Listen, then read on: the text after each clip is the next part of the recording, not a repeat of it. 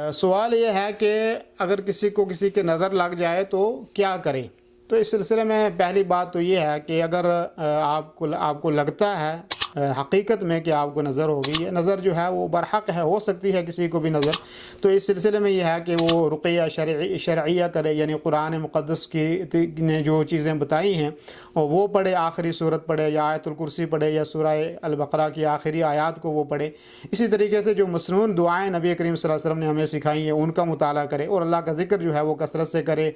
और इसी तरीके से जो है वो कुरान करीम की आम तिलावत, जो आम सूरतें हैं उनको भी पढ़े। और तवक्कुल जो है इस सिलसिले में सबसे बड़ा इलाज है कि आदमी अल्लाह पे भरोसा करे। और बाज़ दफ़ा लोगों को वहम हो जाता है, हर आदमी कहता है मुझे जो है वो नज़र हो गई है, जादू हो गई है, तो हो गई है, जादू हो गया है। तो ये नहीं होना चाहिए, बल्कि हर आदमी को नज़र जादू नहीं होता। तो बाज़ दफ़ा वहम हो जाता है आदमी को, तो वहम से जो है अपने आप को बचाना चाहिए और ज़िक्र व अज़कार करते रहना चाहिए। सुबह शाम के जो अज़कार हैं वो करने चाहिए। और यही वो तरीक़े हैं कि जिसके ज़रिए से आदमी जो है वो नज़र बद से महफूज रह सकता है।